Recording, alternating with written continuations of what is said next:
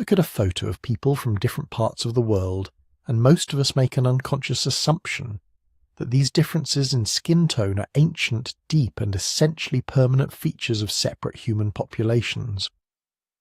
We tend to think of light skin as European, dark skin as African, and everything in between as neatly sorted into the geography it came from, as if these traits have always looked exactly the way they look today. But that assumption is wrong, and the degree to which it's wrong is genuinely astonishing. For the vast majority of our species' existence, stretching back roughly 300,000 years, all modern humans were dark-skinned. Not most humans, not humans in certain regions. All of them. The common ancestor you share with every person alive today had deeply pigmented skin, and that was the norm for an almost incomprehensibly long stretch of time. The variation we see across the globe today, particularly the lighter skin tones found across much of Europe and parts of East Asia, is not ancient. It's startlingly recent. Here's what makes this even more interesting. Skin colour isn't a badge of identity or a marker of fundamentally different kinds of people. It's an adaptation, a biological response to a specific environmental pressure, the same way sweat glands respond to heat or altitude changes red blood cell counts. The melanin in your skin is essentially a tool, one that evolution tuned over generations depending on how much ultraviolet radiation a population was regularly exposed to. Dark skin evolved in Africa under an intense equatorial sun because it offered protection. What happened later, in other places, was a response to a very different set of conditions. And this is where the story gets genuinely strange, because the timeline doesn't line up the way most people expect. Humans left Africa tens of thousands of years ago. They spread across Asia, into Europe, across land bridges into the Americas. You might expect that as populations moved into lower UV environments, cloudy northern latitudes with weak winter sunlight, lighter skin would have evolved quickly and continuously. But the ancient DNA evidence tells a more complicated story. For thousands of years after humans settled in Europe, many of them were still carrying the genetic variants associated with darker skin. The dramatic shift toward lighter pigmentation in parts of Eurasia didn't happen gradually across all those millennia. Much of it happened in a concentrated window of time, roughly 8,000 years ago, and it appears to have spread with unusual speed. So what changed? What was happening around 8,000 years ago that would cause specific genetic mutations to sweep through populations so rapidly and so completely? Why then, after tens of thousands of years of relative stability, did this particular trait shift so dramatically in such a short window of time? That's the question this video is going to answer, and the answer involves ancient migrations, a revolution in how people ate, and a surprisingly powerful evolutionary pressure that most people never think about when they think about skin colour. The story of why you look the way you do turns out to be far younger, far stranger, and far more dynamic than almost anyone imagines. To understand why that change around 8,000 years ago was so significant, you first have to understand what dark skin was actually doing, why it existed in the first place, and why it was so stable for so long. Our species, Homo sapiens, evolved in Africa, and Africa, particularly the equatorial and sub-Saharan regions where early modern humans lived and developed, is one of the most UV-intense environments on the planet. The sun sits high in the sky year-round. The days are long. The atmosphere provides relatively little buffer against ultraviolet radiation compared to higher latitudes. For hundreds of thousands of years, our ancestors were living and working and foraging outdoors in conditions of relentless, powerful solar exposure. Under those conditions, the biology of skin pigmentation wasn't a cosmetic detail. It was a matter of survival and reproduction. Here's how it works. Skin gets its colour primarily from a pigment called melanin, which is produced by specialised cells called melanocytes. The more melanin your skin contains, and the more it's distributed toward the surface, the darker your complexion appears. What melanin actually does is absorb and scatter incoming ultraviolet radiation before it can penetrate deeply into skin tissue. It functions, in the most direct sense, as a biological sunscreen, one built directly into the body. In low melanin skin, ultraviolet radiation passes more freely into the deeper layers of skin. One of the things it does there is break down folate, a B vitamin that circulates in the blood and is critically important for DNA synthesis and cell division. Folate depletion becomes particularly dangerous in pregnant women because folate is essential for the proper development of the neural tube in a growing fetus. Insufficient folate during early pregnancy is one of the primary causes of neural tube defects, serious conditions that can result in miscarriage, stillbirth, or severe disability. That's why folate matters so much, and why UV-driven folate degradation was a real evolutionary pressure, not a minor inconvenience. Dark skin, by blocking a significant portion of that ultraviolet radiation, helped preserve folate levels. Populations living under intense UV exposure with higher melanin concentrations had better protection against this degradation, meaning better reproductive outcomes, healthier pregnancies, and higher rates of fetal survival. Over many generations in a high UV environment, this translates directly into differential reproductive success, which is exactly how natural selection works. Melanin also reduced the risk of direct DNA damage in skin cells. Ultraviolet radiation, particularly the UVB wavelengths, can cause mutations in DNA, and accumulated mutations in skin cells are a primary driver of skin cancer. While skin cancer typically develops later in life, after the peak reproductive years, severe sunburn and chronic UV damage to skin can impair the body's ability to regulate temperature and maintain its barrier function, creating real short-term costs. The protection melanin offered was relevant across multiple biological systems simultaneously, so dark pigmentation in humans wasn't a regional trait that developed in Africa and then became irrelevant elsewhere. It was the ancestral condition, the starting point for the entire species. When you trace the genetics of pigmentation back through the lineage of Homo sapiens, the original state is high melanin. Everything else is a departure from that baseline driven by changes in environment. And for an enormously long stretch of time, somewhere around 100,000 years, possibly longer depending on how you define the population, that baseline held. Early modern humans remained within or near the environments where dark skin was strongly favoured.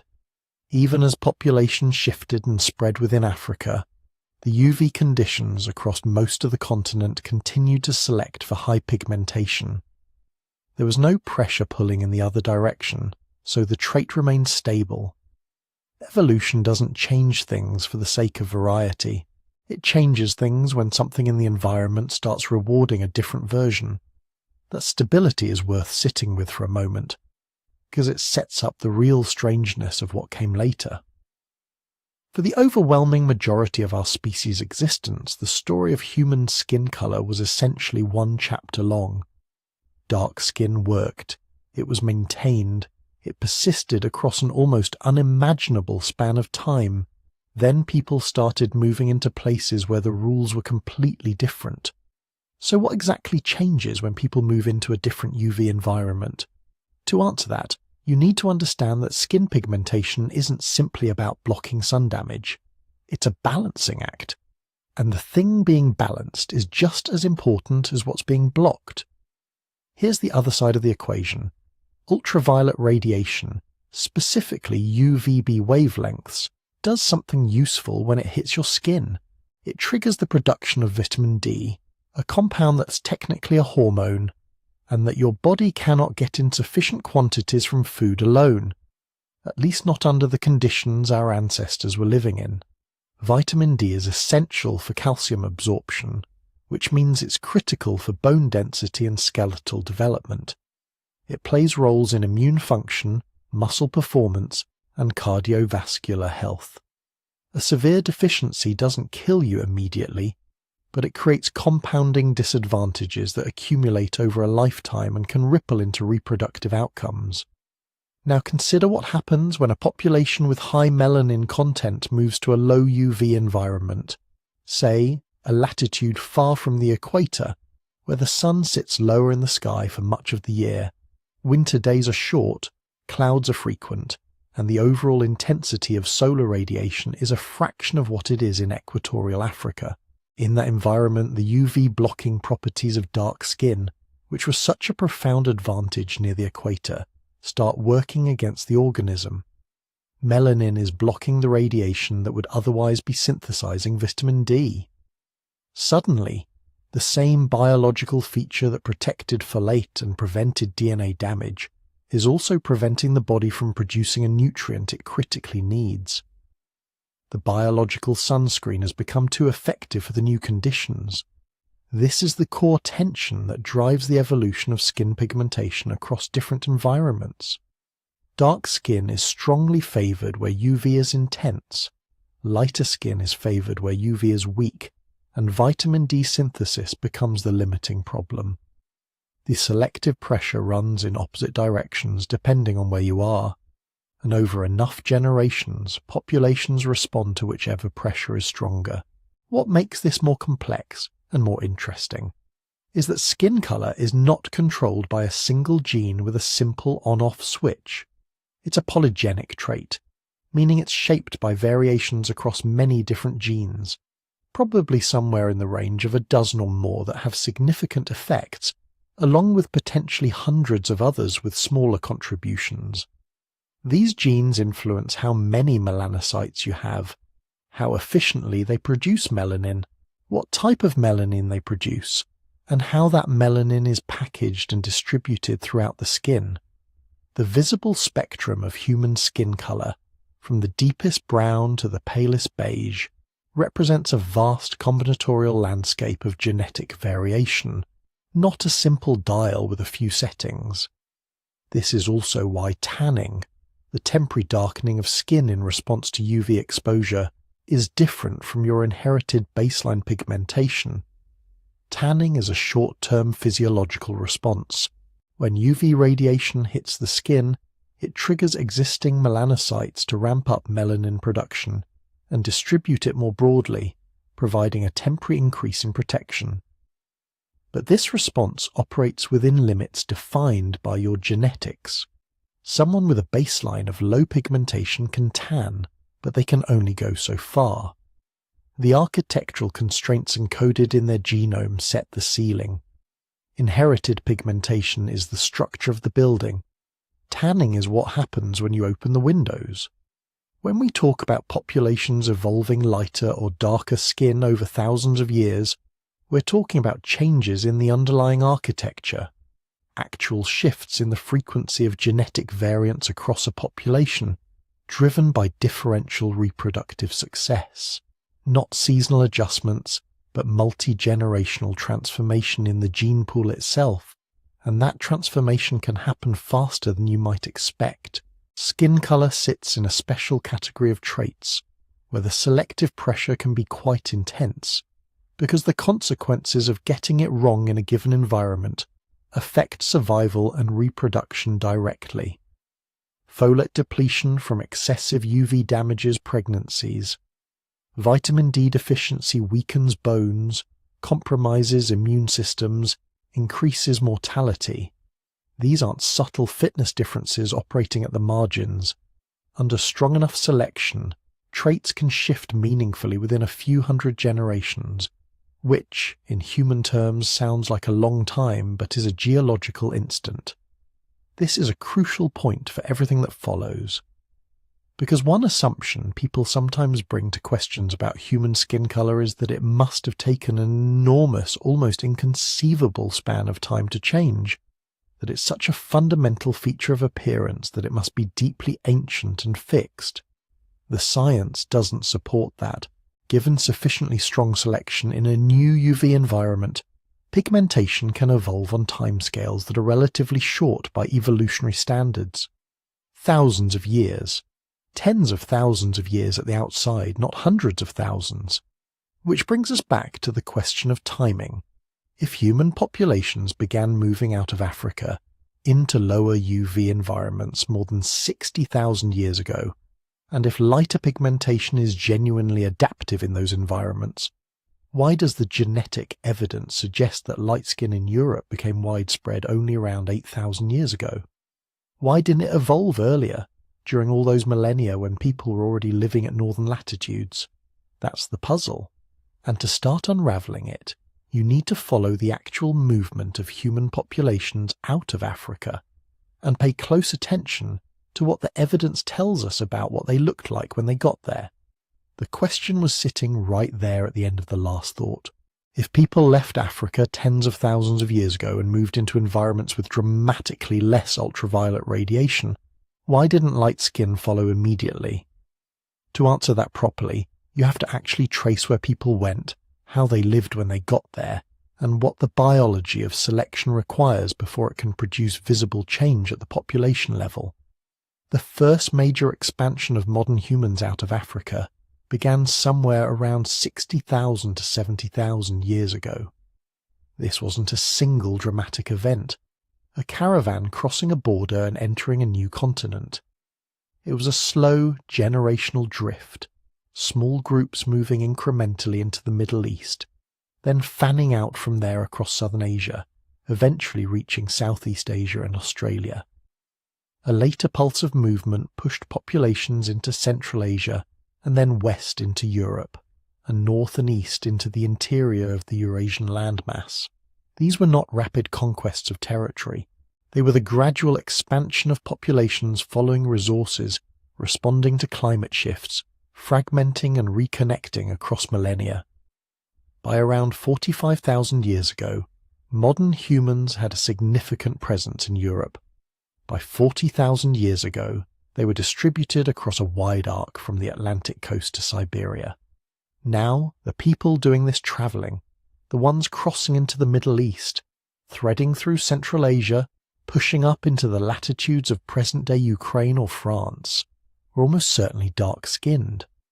Not because that's an assumption, but because the genetic architecture of dark pigmentation was the ancestral state shared by all modern human populations, and there's no evidence that major depigmentation variants had yet appeared or spread at this point. These founding populations carried the pigmentation of their African ancestors into entirely new UV landscapes, and here is the critical thing that often gets glossed over. Moving north didn't flip a genetic switch. Lighter skin isn't a spontaneous response to a new environment. It requires mutations to arise, or existing variants to be under strong enough selection that they spread through a population across many generations of differential reproductive success. The people who first walked into Ice Age Europe were dark-skinned, and they stayed that way for a very long time. Not because selection wasn't present, it was, but because selection takes time to restructure a population's gene pool, and because other factors were actively reducing the pressure to change. This is where behaviour enters the picture in a way that fundamentally complicates the simple story of moving north equals getting pale. Early humans arriving in high-latitude environments were not naked and exposed to whatever UV the sky offered. They were wearing animal skins. They were sheltering in caves, building structures, using fire. They were living through long winters in ways that minimized exposure to the elements. And crucially, they were eating diets that included substantial quantities of animal fat, organ meat, and fish, all sources of preformed vitamin D that don't require sunlight to access. Consider what this means for the selective pressure. The entire evolutionary argument for lighter skin in northern latitudes rests on the vitamin D problem, that dark skin blocks too much UV for the body to synthesize adequate amounts. But if a population is getting significant dietary vitamin D from fatty fish, marine mammals, or organ-rich land animals, that pressure is blunted. The biological urgency of lighter skin is reduced. The fitness disadvantage of staying dark is smaller when you can compensate through what you eat. And if you're spending most of the winter bundled in furs inside a shelter, the UV arriving at your skin is minimal, regardless of your pigmentation. The sunscreen effect of dark melanin matters much less when the sun itself is rarely reaching you. This is why the gap between migration and depigmentation exists. Migration happened on one timescale. Selection for lighter skin operated on a different one, and it was contingent on conditions, dietary, behavioral, climatic, that weren't immediately pushing populations toward rapid pigmentation change. The founding populations that moved out of Africa could remain dark-skinned for many thousands of years, across many hundreds of generations, without that pigmentation becoming a severe enough liability to drive rapid genetic transformation. What the ancient DNA evidence will eventually show, and we'll get to that evidence in detail shortly, is that populations were living in Europe at high latitudes with dark or intermediate pigmentation for an astonishingly long time. Not for a few generations while they adjusted, for tens of thousands of years. The Paleolithic hunters who made the painted caves of France and Spain, who ranged across the mammoth steppes of Eastern Europe and Siberia, who established themselves as the dominant human presence across the continent. The genetics suggest they were significantly darker than the Europeans of today. Not African dark necessarily, but certainly not the pale complexions that now predominate at those latitudes. This is the gap that needs explaining. It's a gap of perhaps 30,000 to 40,000 years between the time humans established themselves in Europe and the time that the specific genetic variant strongly associated with light skin in modern Europeans actually swept through the population. Migration does not explain the timing. The people migrated. The genes didn't immediately follow. Something happened much later, something that triggered a relatively rapid spread of depigmentation variants across the European population, and it happened in a window centered around 8,000 to 6,000 years ago. That's not a migration story. That's something else. And the reason we know this with such precision, the reason we can actually say what those ancient populations looked like with reasonable confidence, rather than just guessing, is because of a technological revolution in genetics that nobody could have predicted even a few decades ago. Scientists learned how to read DNA from the dead, from bones that had been in the ground for thousands of years, and what they found completely overturned what most researchers had assumed about when Europeans became European in any meaningful visual sense. For most of human history, the only way to guess what ancient people looked like was to look at their descendants. Researchers would study the populations living in a region today, map out the physical traits, the skin tones, the eye colours, and assume that the deeper past probably looked something like a more ancestral version of the present.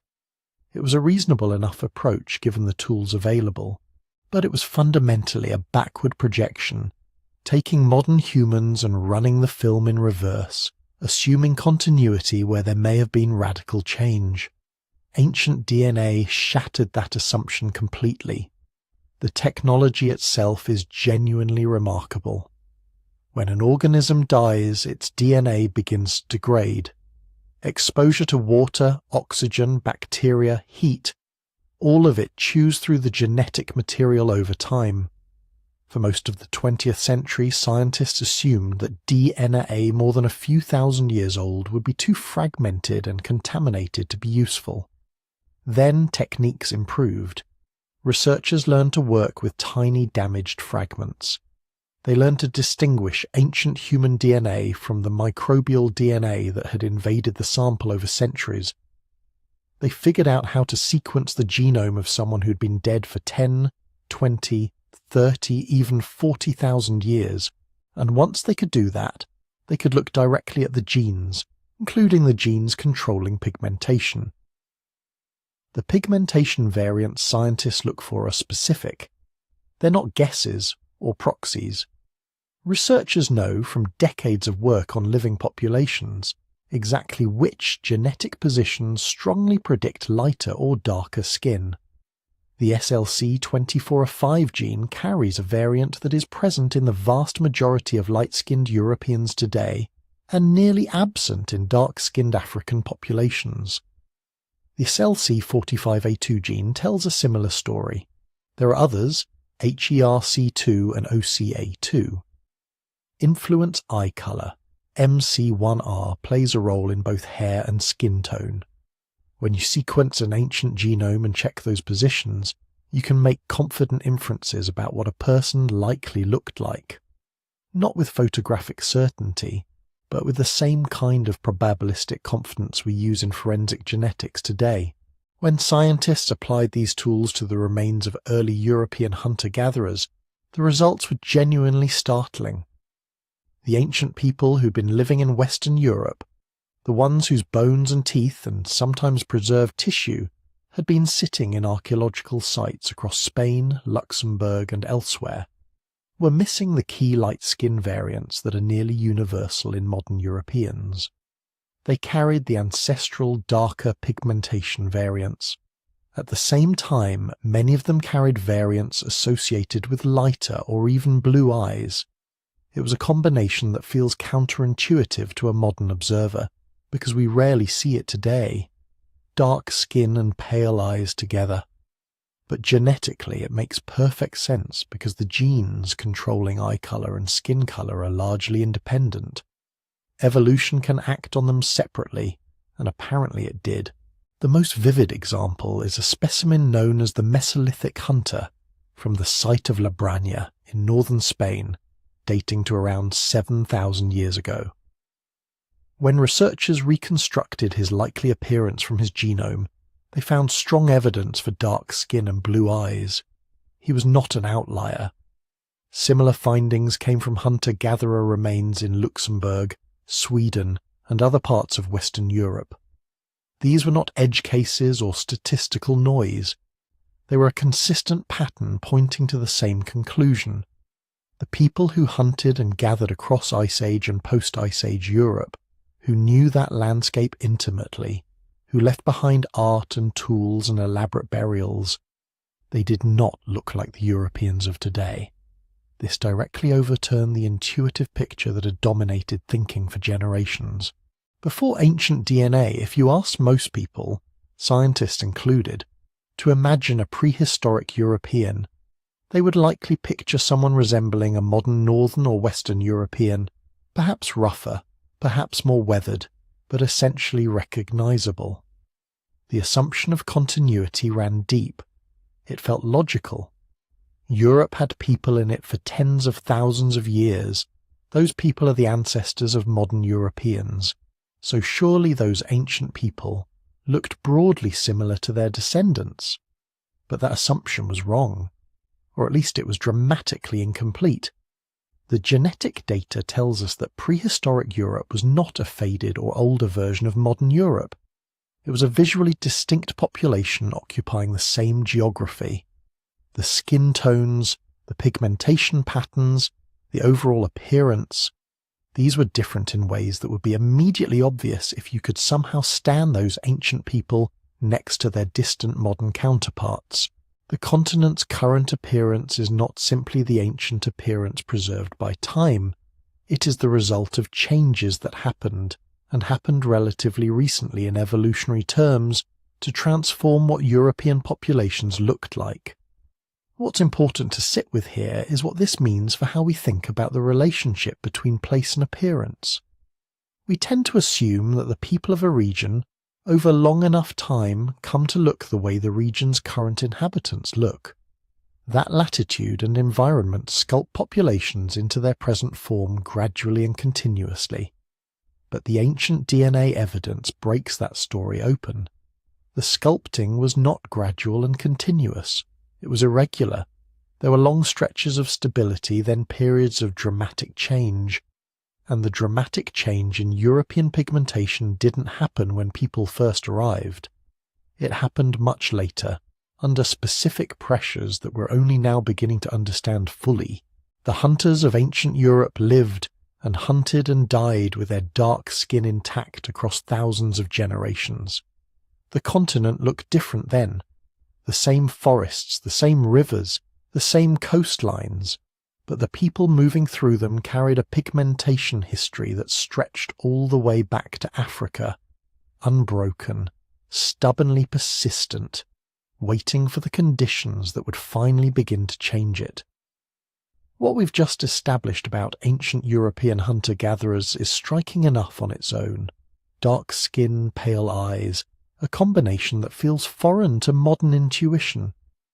But once you zoom out and look at the full picture across prehistoric populations and across time, the strangeness deepens considerably. Because it wasn't just that ancient Europeans looked different from modern Europeans.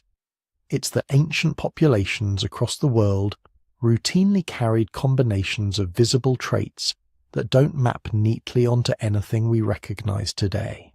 The past was not a cleaner, simpler version of the present. It was genuinely different, visually, genetically, in ways we are only beginning to fully appreciate. The fundamental reason for this is that the genes controlling different visible traits operate largely independently of one another. Skin color, hair texture, eye color, hair color. These are influenced by different genetic variants, located in different parts of the genome, shaped by different evolutionary pressures. There is no biological law that says light skin must travel with light eyes, or that dark hair must pair with dark skin. Those correlations exist today in some populations because of the specific history of those populations, because of the migrations, the mixing events, and the selection pressures that happen to produce those combinations. But in prehistoric populations that had different histories, different combinations emerged, and they were just as genetically coherent. They were not anomalies. They were simply the product of a different past. Consider what this means in practice. You could have a population with dark skin but a high frequency of the gene variant associated with lighter, blue or green eyes. You could have a population with relatively lighter skin but very dark, tightly curled hair. You could have populations where individuals varied dramatically from one another in ways that don't cluster into the tidy groupings modern observers might expect. And increasingly, the ancient DNA record shows us exactly these kinds of patterns, not as curiosities, but as the normal state of affairs across much of prehistory. The ancient world was a mosaic of traits, assembled and reassembled by migration, by gene flow, by local selection acting on individual characteristics rather than on whole packages of appearance. What drove this variety was a combination of two forces operating simultaneously, but not always in the same direction. Local natural selection could act on a single gene, pushing, say, a particular skin pigmentation variant higher in frequency in one region, without dragging along every other trait in the genome. Populations might be under strong selection for one characteristic while remaining largely unchanged in others. At the same time, gene flow, the movement of people and their DNA between populations, was constantly mixing things together, introducing new variants, diluting old ones, creating novel combinations that hadn't existed before. The result was not a world organized into distinct, internally consistent types. It was a world of gradients, overlaps, and surprises. This is where the ancient DNA evidence demands something of us that feels genuinely uncomfortable. We have to resist the urge to project modern categories backward. When we look at ancient populations, we instinctively try to place them. We search for recognizable groupings, familiar clusters, some version of the racial or ethnic categories we use to organize the human world today. But those categories are modern constructions, built from a specific historical moment, shaped by recent migrations, by recent selections, by centuries of political and social history. They do not reach back cleanly into the deep past. When you impose them there, you don't illuminate the past, you distort it. ancient peoples did not experience themselves as belonging to the racial categories we would assign them today. A Mesolithic hunter in Spain did not think of himself in terms that would translate meaningfully into any modern ethnic or racial identity. His visible characteristics, his dark skin, his pale eyes, his specific ancestry, were the product of his particular history up to that moment. They had no relationship to the categories that would be constructed tens of thousands of years later by people who couldn't have imagined him, let alone classified him. When we look at his genome and try to ask which modern group he belongs to, we're asking a question he would have found incomprehensible, and more importantly, we're asking a question that the science itself warns us is the wrong one. There's a specific risk here that researchers have been careful to flag. Visible traits change faster than deeper ancestry. This is a crucial asymmetry. The genes for skin pigmentation, eye color, and hair type respond to selection relatively quickly. They can shift significantly in a population across just a few thousand years, which is an eye blink in evolutionary time. But the deeper genetic ancestry, the larger patterns of relatedness, the shared stretches of DNA inherited from common ancestors, changes much more slowly. A population can look dramatically different from its ancestors in terms of visible traits, while remaining closely related to them in terms of overall genomic ancestry. Appearance is, in a real sense, the surface layer. It updates faster. It responds to local conditions more rapidly than the rest of the genome does. This means that if you use visible traits as a shortcut for ancestry, if you assume that people who look similar must share deep genetic history, or that people who look different must be distantly related, you will consistently be wrong.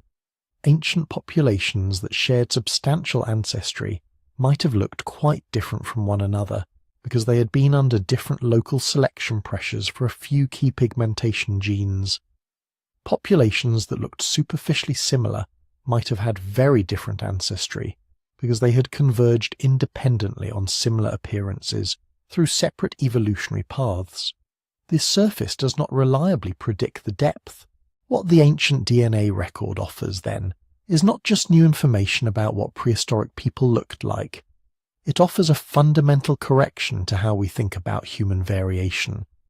The neat packages we've become accustomed to, the expectation that certain traits cluster together, that appearance tracks ancestry in predictable ways, that the populations of a region have always looked something like they look today. Those expectations are products of recent history, not deep biological truths. Strip them away, and what you find underneath is a past that was far more visually complex, far more varied, and far less organized around the categories we carry into it. The ancient world did not know it was supposed to sort itself into recognizable types. It simply kept mixing and changing and producing combinations that no modern observer would have predicted, until the forces that reshaped the surface finally caught up and created the world we think of as normal. So we've established that the ancient world was a mosaic, that visible traits shifted, mixed, and recombined in ways that defy modern expectations.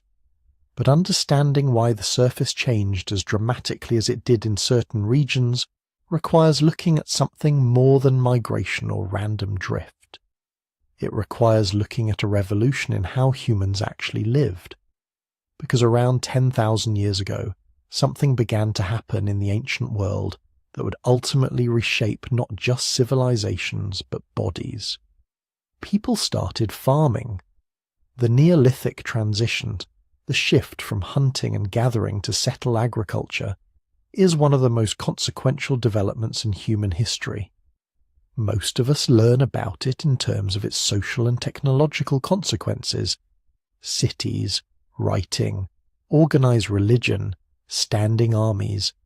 All of these trace back in some way to the moment when humans began cultivating crops and keeping livestock instead of following the food across the landscape.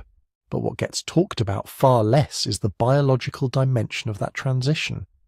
Farming didn't just change how people organized their societies, It changed the selection pressures acting on their bodies, and it did so in ways that would ripple through the human genome for thousands of years. To understand why, you have to think about what people actually ate before farming and what they ate after. Hunter-gatherer diets were, by necessity, extraordinarily varied. They included whatever the local environment provided: fish, game, shellfish, roots, berries, nuts, leafy plants, insects in some cases. That variety mattered biologically. Wild game and especially fatty fish are rich sources of vitamin D, one of the key nutrients that skin pigmentation directly affects. When hunter-gatherers in high-latitude environments were pulling salmon from rivers, hunting large mammals across open tundra, or eating marine mammals along coastlines, they were taking in dietary vitamin D at rates that could partially compensate for the weaker, more oblique sunlight of northern latitudes. Their bodies were working with two systems at once, synthesizing some vitamin D through skin exposure to sunlight and supplementing it through what they ate. Farming disrupted that balance in a specific and significant way. Early agricultural diets were dominated by cultivated grains: wheat, barley, millet, later rye. These crops are calorically dense and storable, which is precisely why they became the foundation of agricultural economies. But they are nutritionally narrow in ways that wild diets are not. Grain-based diets are low in vitamin D. The fish, the game, the marine resources that had helped sustain hunter-gatherers through northern winters were replaced or heavily reduced as farming communities became more dependent on their fields. You were eating more in the sense of reliable caloric access, but you were eating a diet that was substantially poorer in the specific nutrient that skin color most directly regulates. This mattered more as you moved north. At the latitudes of northern and central Europe, sunlight is already a compromised source of vitamin D.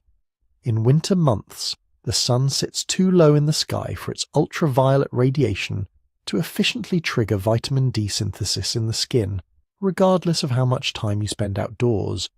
Even in summer, cloud cover, shorter days, and the angle of sunlight limit what the body can produce. Dark skin, which filters out ultraviolet radiation efficiently, is a significant asset near the equator, where UV exposure is intense and the risk of photo damage and folate depletion is real. But at high latitudes, that same protective filtering becomes a liability. You need more UV, not less. Lighter skin, which allows ultraviolet radiation to penetrate more readily, becomes increasingly advantageous the further from the equator you go, and the less dietary vitamin D you can obtain from your food. Here's what made farming so significant as a selective pressure. It didn't just shift the diet, it shifted the stakes. For a mobile hunter-gatherer community with access to diverse food sources, vitamin D deficiency was a manageable risk. If one source fell short, another might compensate. But for settled agricultural communities increasingly locked into grain-based diets, especially in low sunlight environments, the nutritional shortfall became chronic and unavoidable. The consequences of severe vitamin D deficiency are serious. Weakened bones, impaired immune function, complications in pregnancy and childhood development. In a subsistence farming economy with no access to supplementation, no refrigerated imports, and no dietary flexibility, these consequences fell disproportionately on people whose skin pigmentation reduced their already limited ability to synthesize the vitamin from available sunlight. And settled life compounded the pressure in another way. Farming communities were denser than hunter-gatherer bands. Population concentrations increased.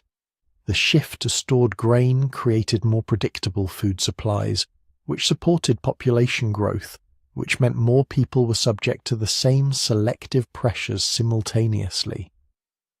In a small dispersed hunter-gatherer group, a genetic variant conferring a modest advantage might take an extremely long time to spread, simply because there aren't many people to spread through. In a dense, sedentary farming population with high birth rates and generation after generation tied to the same land and the same diet, a beneficial variant can move through the gene pool considerably faster. The structure of farming life accelerated selection. This is the connection that explains why the timing matters so much. The lightening of skin pigmentation in European populations didn't happen gradually across hundreds of thousands of years as people slowly moved northward. It happened in a compressed window, concentrated around the period when agriculture took hold. The Neolithic transition was not just a change in subsistence strategy, it was a trigger, a shift in the ecological and nutritional environment that suddenly made lighter skin substantially more advantageous in certain latitudes than it had ever been before. The diet changed. The dependency on that diet deepened. The selection pressure intensified, and the genes responded. What had been a slow drift became something closer to a push, the body adapting generation by generation to a world that farming had fundamentally and permanently remade. So the question becomes, which genes exactly were responding to that pressure? Because natural selection isn't an abstract force. It works through specific variants in specific places in the genome, variants that either help or hurt survival and reproduction in a given environment.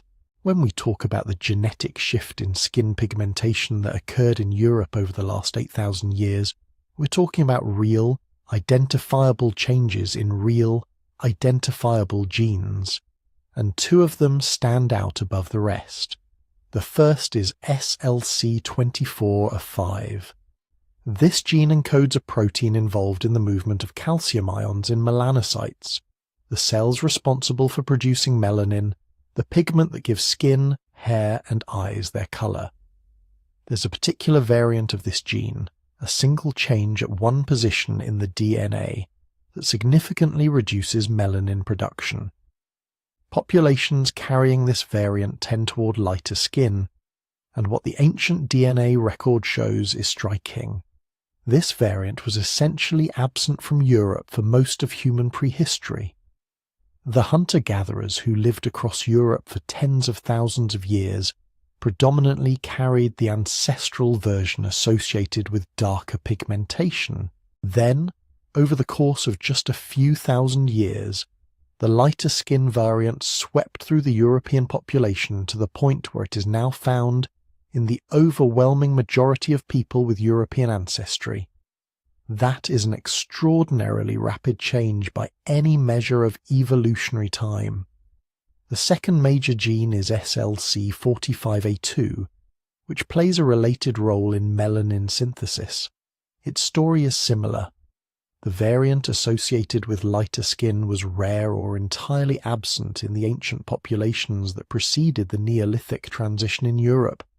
It became common and then dominant during roughly the same compressed window. These two genes alone account for a substantial portion of the pigmentation difference between contemporary Europeans and populations in sub-Saharan Africa. And both of them show the unmistakable signature of positive selection. They didn't drift upward slowly over vast timescales, the way neutral genetic changes do. They rose fast, which means something was pushing them. It's worth being precise about what natural selection actually does here, because there's a common misconception worth clearing up. Selection doesn't create new variants on demand. It doesn't reach into the genome and engineer a solution to a problem.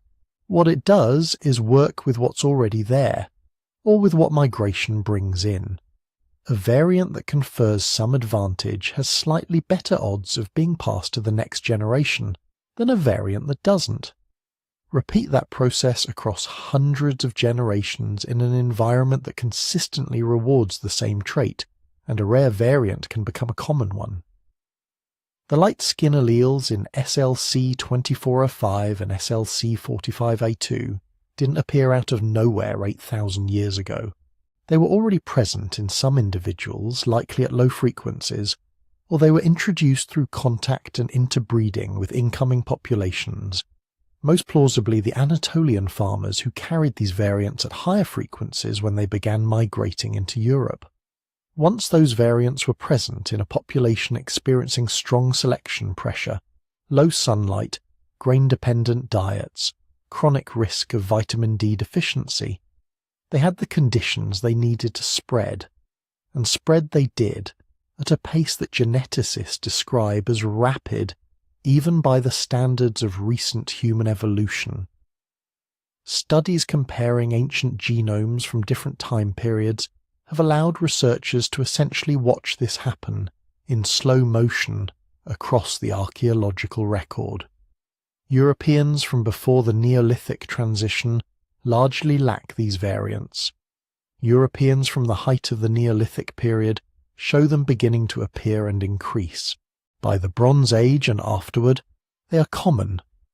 The trajectory is clear, the timing is consistent, and the pattern is exactly what you would expect if a combination of selection pressure and population replacement was driving the change. What makes this finding so significant is not just the biology, it's the implied timeline. The genetic shift that produced the light skin most commonly associated with European populations today is, in evolutionary terms, extremely recent. We're not talking about a change that happened gradually over the full span of time that humans have existed. We're not talking about something that slowly accumulated across 100,000 years of northward migration. We're talking about a change that was largely complete within the last few thousand years, driven by identifiable selective forces operating in a specific historical context. The genes are real, the timeline is measurable, and the mechanism, a combination of natural selection acting on existing variation and on variants introduced through migration, is well understood. This matters because it replaces vague intuition with actual data. For a long time, assumptions about skin color were built on the idea that these differences must be ancient, fundamental, deeply rooted in some primordial divergence between human populations. What the genomic evidence shows is something far more dynamic and far more recent. The specific combination of pigmentation variants common in European populations today was assembled within what is, from the perspective of our species' history, basically the last moment. The pressure was real, the genes responded to it, and the result, light skin as a dominant trait in northern and central Europe, is not an ancient inheritance but a recent adaptation, forged by the intersection of a new way of eating, a particular kind of sunlight, and the slow, relentless logic of selection acting on DNA. 2 genes, 1 key transition, and a window of roughly 8,000 years. That's how a species that spent 100 millennia almost entirely dark-skinned began to look in some places dramatically different, not because something mysterious happened, but because the environment changed, the diet changed, and the genome, as it always does, followed. We've been talking about genes and selection pressures as though Europe were a sealed container, a single population sitting in one place, slowly accumulating useful variants over time. But that picture is almost entirely wrong. The real story of how Europe came to look the way it does today is not primarily a story of a single ancestral group gradually adapting to northern latitudes. It's a story of repeated waves of people arriving from different places, carrying different genomes, and mixing with whoever was already there. The skin colour of modern Europeans didn't evolve in isolation. It was assembled from pieces, carried in by migrants, reshuffled by contact, and only then shaped further by selection. To understand this, you have to know that Europe was populated not once but many times over the last 50,000 years, and each major wave brought different ancestral DNA, including different pigmentation alleles, into the mix. The first major inhabitants of post-glacial Europe were the hunter-gatherers. These were the people who had been living across the continent for tens of thousands of years before agriculture arrived, surviving by hunting animals, fishing rivers, and foraging wild plants across forests and grasslands that looked very different from modern Europe. Genetically, these individuals, reconstructed now from dozens of ancient genomes, were a distinct population with their own particular combination of traits, and as we've already established, many of them carried pigmentation profiles that would surprise people who assume light skin has always been the European norm. The genetics suggest darker skin, yet often blue or light-coloured eyes, a combination that seems strange to us now, but was apparently common and stable for a very long time across the continent's early inhabitants. Then, roughly 8,000 to 9,000 years ago, a new group began moving into Europe from the southeast. These were the Anatolian farmers, people from what is now Turkey and the surrounding region, who had developed agricultural practices in the Fertile Crescent and were now expanding outward, carrying their crops, their animals and their genes with them. Their expansion into Europe was not a sudden invasion. It was a gradual, generational process of movement and settlement, and as they spread, they mixed, sometimes extensively, sometimes less so, with the hunter-gatherers they encountered. The Anatolian farmers were genetically distinct from the European hunter-gatherers they were meeting, and critically, they carried different pigmentation variants. Specifically, these incoming farming populations appear to have carried the light skin alleles in SLC24A5 and SLC45A2 at notably higher frequencies than the indigenous hunter-gatherers. This means that a significant portion of the pigmentation shift in European prehistory was not simply selection acting slowly on existing variation within a resident population. It was migration physically carrying lighter pigmentation alleles into Europe in the bodies of people who were moving, settling, farming and having children alongside and with the people already living there. Population movement was the delivery mechanism. Selection then determined which variants persisted and spread. This is a fundamental reframing of how we think about the change. Admixture, the mixing of previously separated populations, is not a footnote to the story of European skin colour. It is a central chapter. The genetic variants that eventually came to dominate didn't just arise or slowly increase within a static European population. They arrived with people, and those people reshaped the European gene pool substantially through demographic replacement and interbreeding. But the reshuffling didn't stop with the Neolithic transition. Several thousand years after the Anatolian farmers began transforming Europe, another massive migration arrived, this time from a very different direction. Beginning roughly 5,000 years ago, during the Bronze Age, large groups of pastoralists from the Pontic-Caspian steppe, the vast grasslands stretching across what is now Ukraine and Russia, began moving westward into Europe in extraordinary numbers. These were the people associated with the Yamnaya culture and related groups, and their genetic impact on Europe was enormous. Ancient DNA studies suggest that steppe ancestry came to represent a substantial fraction, in some regions the majority, of the ancestry of later European populations. Entire communities were transformed or replaced within just a few generations. These steppe migrants carried yet another distinct genetic profile, including their own particular pigmentation variants and their own allele frequencies across the relevant genes. When their DNA poured into a European population already shaped by the mixing of hunter-gatherers and Anatolian farmers, it reshuffled the frequencies again. The result was a further recomposition of the European gene pool, and with it, another round of changes in which pigmentation variants were common, and which were rare. What emerges from all of this is a picture of extraordinary demographic turbulence.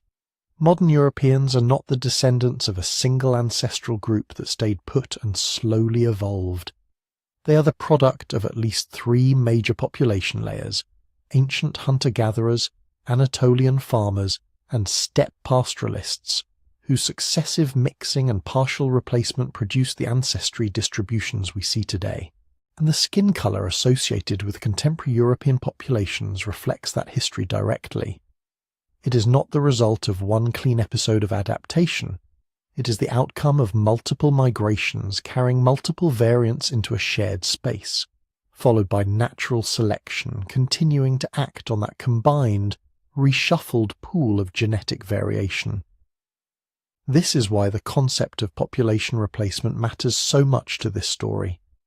Selection explains why certain variants increased in frequency once they were present, but migration explains how they got there in the first place, and in what quantities. Remove the demographic history, the Anatolian farmers moving northwest, the steppe pastoralists moving west, and the genetic ingredients for modern European pigmentation simply aren't present in the right proportions, or the right places to produce the outcome we observe in the ancient DNA record. The appearance of Europe today is, in a very real sense, a palimpsest. Layers of different people written over one another across thousands of years, each wave contributing something to the genome of the next, until selection sorted the results into what we now recognize as characteristically European. It is a deeply mixed origin story, built from movement as much as mutation, from contact as much as adaptation. So when we talk about 8,000 years ago as a turning point, it's worth being precise about what that actually means, and what it doesn't mean. It doesn't mean that on some specific morning 8 millennia ago, a single mutation flickered into existence and spread instantly across a population. Evolution doesn't work that way, and the genetics certainly doesn't show that. What 8,000 years ago represents is more like a threshold, a moment in a much longer process when several forces that had been building separately suddenly began operating together in the same places, on the same populations at the same time. The result was an acceleration so pronounced that it shows up clearly in the ancient DNA record as something genuinely different from what came before. To see why, it helps to pull together everything we've covered.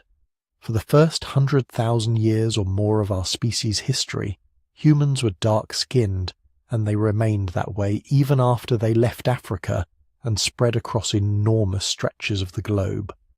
Early Europeans carried dark pigmentation for tens of thousands of years. Neanderthal ancestry mixed into the human lineage without dramatically redirecting the story. The variants that would eventually produce lighter skin were present in some populations at low frequencies, but they weren't spreading rapidly. They weren't sweeping through gene pools. Selection existed, but it wasn't acting with overwhelming force. Or if it was, something was limiting how fast change could accumulate. Then farming arrived, and migration followed, and those two things, layered on top of whatever selective pressure vitamin D synthesis was already providing, changed the pace of everything. Farming mattered because it altered the fundamental relationship between humans and sunlight in ways that accumulated across generations. Settled agricultural populations ate differently from hunter-gatherers, diets that were lower in the oily fish, and organ meats that provided preformed vitamin D regardless of skin pigmentation, and higher in cultivated grains that provided almost none.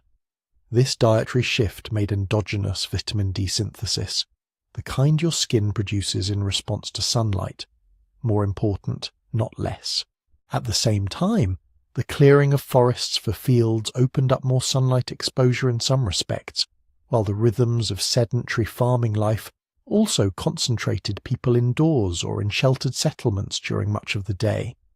The balance of pressures on skin pigmentation shifted, and it shifted in a way that made lighter skin more advantageous among farming populations in lower sunlight environments than it had been among the hunter-gatherers who preceded them. Migration then delivered the genetic raw material to populations that needed it. As we just discussed, the Anatolian farmers moving into Europe carried higher frequencies of the key light skin alleles than the hunter-gatherers already living there. Their expansion wasn't just a cultural diffusion of farming practices, it was a demographic event that physically introduced new genetic variants into the European gene pool at scale. Selection could then act on those variants with greater efficiency precisely because they were now present at higher frequencies and in populations where the pressure favouring them was strong. This is why 8,000 years ago marks a meaningful convergence rather than a single moment. It's the period when farming populations were consolidating and expanding, when migration was actively reshaping the genetic composition of entire continents, and when the selective environment created by a grain-based diet and a low-latitude sky was pressing hardest on pigmentation genetics. All three forces, diet-driven selection pressure, demographic movement carrying new variants, and the ongoing operation of natural selection, were working together. That combination produced an acceleration in the spread of light skin alleles that simply hadn't been seen in the long millennia before. And this points to something important about the Holocene more broadly. The period after the last ice age, the world we're still technically living in, has been an unusually fast-moving chapter in human evolutionary history. Not because the underlying mechanisms of evolution changed, but because the speed of environmental and lifestyle change accelerated dramatically. Agriculture, sedentism, animal domestication, new diets, new diseases, new population densities, new patterns of migration, all of these transformed the selective environment for human populations within time spans that are short by evolutionary standards. When environments change quickly, selection has more to work with and produces faster results. The Holocene has been, in evolutionary terms, a period of unusual turbulence. This is a genuinely important reframing. We tend to imagine human evolution as something that happened long ago, in deep African prehistory, across Ice Age landscapes, among populations that barely resembled us culturally. We think of ourselves as the finished product, looking back at ancestors who are still being shaped. But the evidence doesn't support that picture. The changes we've been discussing in skin pigmentation happened overwhelmingly within the last 10,000 years, and many of them concentrated within the last 6 or 7,000. These are timescales that feel distant to us personally, but are essentially instantaneous in evolutionary terms. And they tell us something simple and profound. Evolution did not stop when civilization started. It sped up. Visible traits like skin color are simply the easiest place to see this, because ancient DNA can recover pigmentation genetics with reasonable precision, and because we have robust independent evidence from comparative anatomy, from vitamin D physiology, from the agricultural and migratory record, to help us understand why certain variants were favoured when and where they were. But the same logic almost certainly applies to other traits where farming, migration, and new selective pressures converged. Lactase persistence, disease resistance, metabolic adaptations to new diets. Evolution was running fast across multiple systems simultaneously, driven by the same Holocene turbulence. When environments and lifestyles change quickly, bodies follow, not overnight and not perfectly. Natural selection is a slow and imprecise process even at its fastest. But over the span of a few thousand years, with strong enough pressure and the right genetic variation to act on, the results can be striking. Skin color in Europe is one of the clearest examples in the human record of recent, rapid, visible evolution driven by identifiable causes, and 8,000 years ago is roughly when the conditions that made that possible all came together at once. Here's the thing though, everything we've traced about Europe, about farming populations and Anatolian migrations and the rapid spread of specific alleles, tells only one version of a story that actually played out multiple times across the globe. If you walk away thinking that lighter skin is a single invention that spread outward from one place and one moment, you'd be carrying a picture that the genetics directly contradicts. Light skin in East Asia and light skin in Europe are not the same thing at the molecular level. They largely arose through different genes, different variants, and different histories. The pigmentation pathways overlap in their end product, reduce melanin production, less darkly pigmented skin. but the specific genetic routes that got there were distinct. Some of the key variants that drove lightening in European populations are found at low frequencies, or are essentially absent in East Asian populations, and vice versa.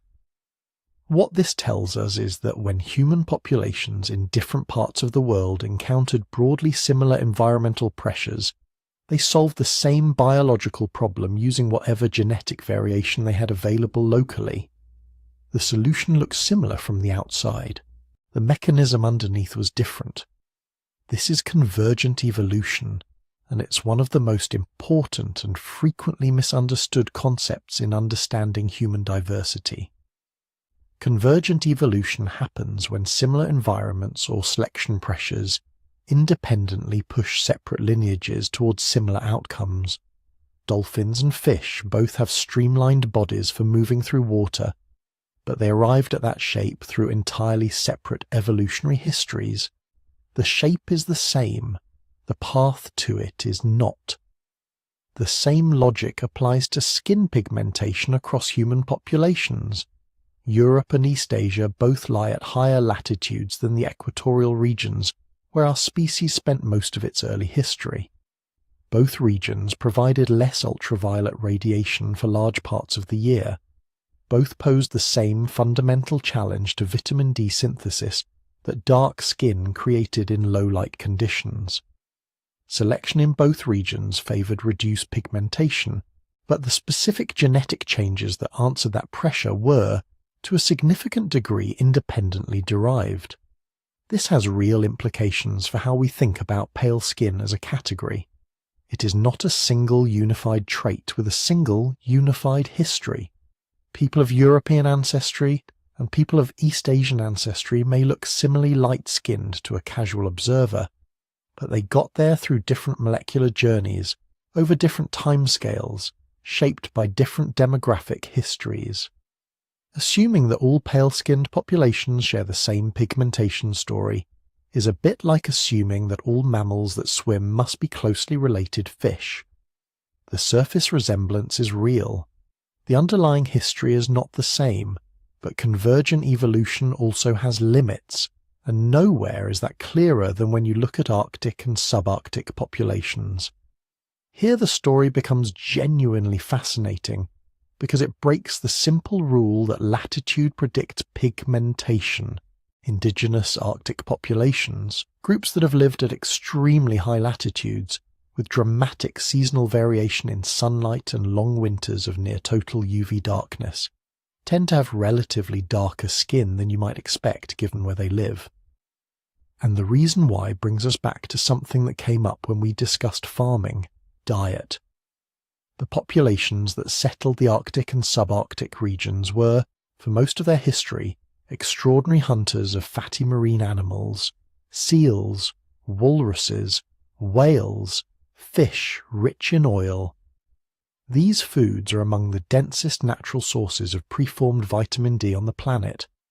When you consume enough fatty marine life, your body can maintain adequate vitamin D levels even through winters of almost no sunlight, and even with a level of skin pigmentation that would be deeply disadvantageous for a farmer eating grain in northern Europe, the dietary supply of vitamin D effectively substituted for the cutaneous synthesis that lighter skin would have enabled.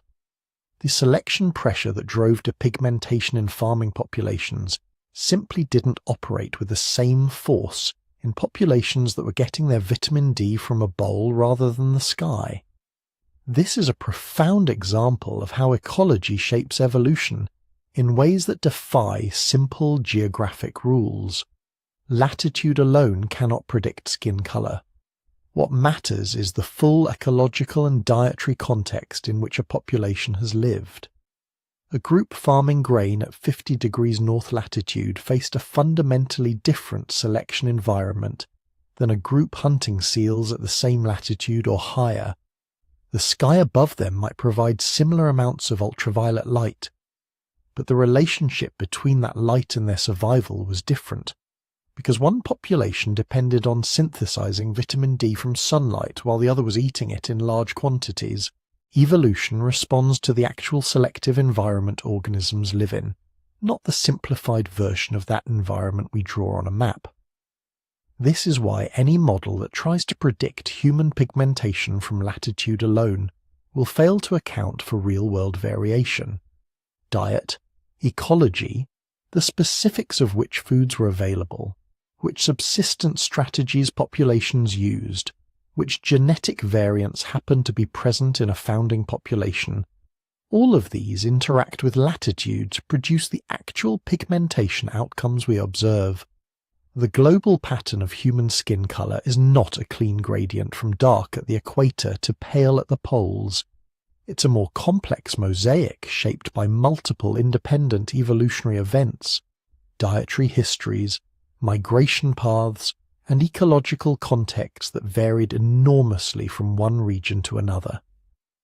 What this broader view makes unmistakably clear is that the story of light skin is not a story about a single human transformation with a single cause.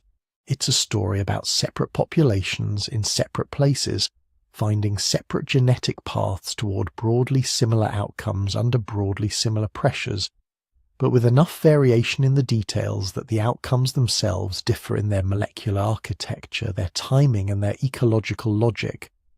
Europe's story is real and well documented and striking in its speed, but it is one story among several, and placing it in that larger context changes what it means.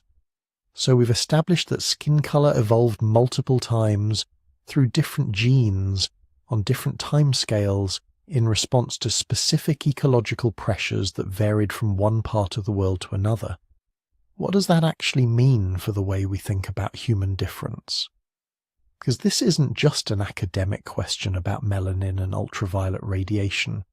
The story of pigmentation runs directly into one of the most charged and consequential ideas in human histories, the idea of race. Let's start with what the science most clearly shows. Skin colour is a recent trait, not recent in terms of months or decades, but recent in the deep timescale of our species. For the vast majority of the 100,000 years and more that anatomically modern humans have existed, the baseline was dark.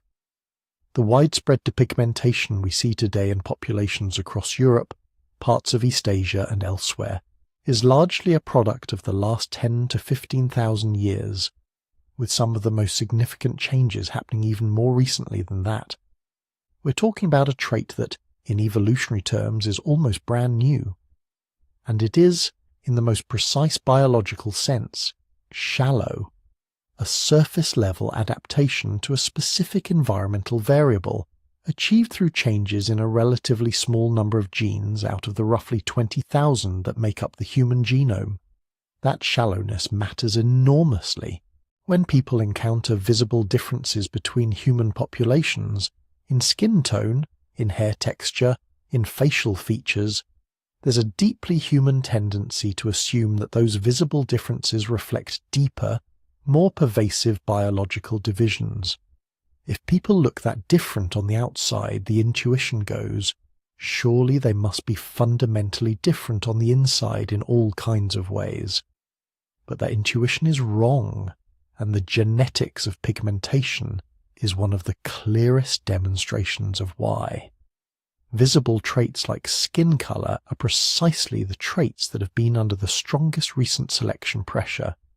They're the traits where populations have diverged most visibly because the environment demanded it. But they're not representative of the genome as a whole. The vast majority of human genetic variation doesn't map onto the visible categories we use to divide people. When geneticists look at genetic variation across the entire human genome, not just the handful of pigmentation genes, but the whole thing, they find that most variation exists within populations rather than between them. Two people from the same broad population group can differ genetically from each other, more than either of them differs from someone in a population that looks quite different on the surface. The visible signal is loud. The underlying genetic signal is far more complicated and far less categorical. There's also a deeper geographic reality here. Human genetic variation doesn't come in discrete packets that correspond to continental groups. It comes in gradients. As you move across the globe, allele frequencies shift gradually, with neighbouring populations sharing more in common than distant ones, and the boundaries between groups blurring rather than snapping into clean divisions.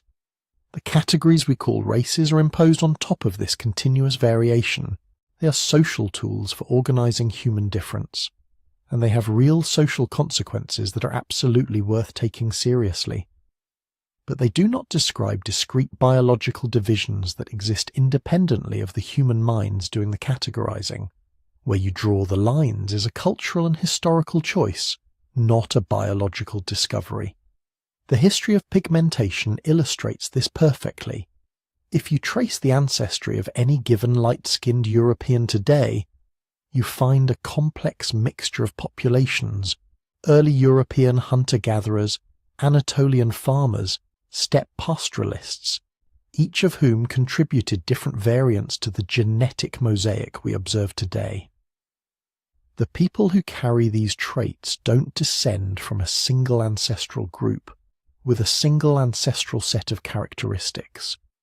They descend from multiple migrations, multiple admixtures, multiple episodes of selection, acting on different traits at different times. What looks like a coherent category from the outside, European or pale or whatever label gets applied, dissolves on closer inspection into a layered and continuously shifting ancestry that defies any essentialist reading. Essentialism is the idea that human groups have fixed, deep, intrinsic natures that determine who they are. It's the idea that the visible surface reflects something real and stable underneath. The genetics of skin colour directly challenges that view, a trait that was largely absent 8,000 years ago in populations where it's now common cannot be a timeless essence. A trait that evolved independently along different genetic pathways in different populations cannot be a marker of shared deep biology between all the people who happen to carry it. And a trait that changed so rapidly, in centuries or a few thousand years rather than hundreds of thousands, is not a fixed property of any group. It is a recent response to a changing world. None of this erases the reality of human diversity.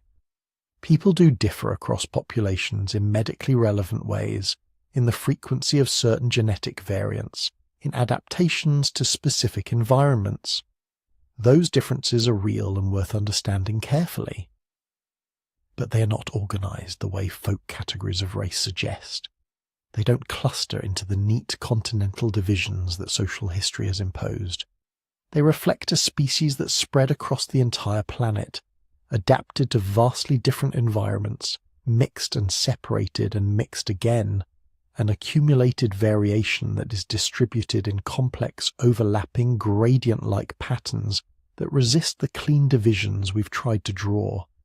Skin colour is the most visible chapter of that story, and it's been given an enormous amount of cultural and social weight. But biologically, it's a thin chapter: a few genes, a recent change, a surface response to sunlight. Beneath that surface, the deeper story of what humans share and how we vary is far richer, far less categorical, and far more interesting than any simple division by appearance could ever capture. Here's the thing that's easy to lose sight of after all this detail about genes and migrations and selection pressures. Step back far enough, and the picture becomes almost startling in its simplicity. For most of the time our species has existed, essentially all humans were dark-skinned. That wasn't a regional trait or a local adaptation. It was the human condition. The variation we see today, the full spectrum of skin tones distributed across every continent, is largely the product of the last sliver of our evolutionary history. If you compress the entire existence of anatomically modern humans into a single year, the widespread emergence of light skin would appear sometime in the final week or two of December. What drove that change wasn't one thing, but a convergence of forces. Ultraviolet radiation set the baseline, darker skin protecting folate and shielding DNA under intense equatorial sun, while lower UV environments opened the door for depigmentation in populations that moved north. but UV alone doesn't explain the timing. Humans had been living at higher latitudes for tens of thousands of years before light skin became common across those regions. What accelerated the shift was a transformation in how people lived. Farming replaced diets rich in vitamin D. Dense agricultural populations with less time outdoors faced a genuine deficiency crisis, one that made even small gains in cutaneous vitamin D synthesis matter enormously for survival and reproduction. Selection that might have taken far longer under hunter-gatherer conditions suddenly had urgent work to do. Then came migration. The people who carried the alleles associated with lighter skin weren't simply the descendants of the first humans to arrive in Europe. They were newcomers, arriving in waves from Anatolia and the Eurasian steppe, mixing with populations already present, and shifting the genetic landscape of entire continents within a few thousand years. The skin colour patterns we observe today are not the inherited properties of ancient stable populations.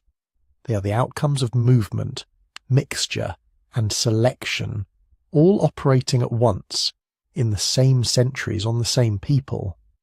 What this adds up to is something that should genuinely reframe how we think about human appearance.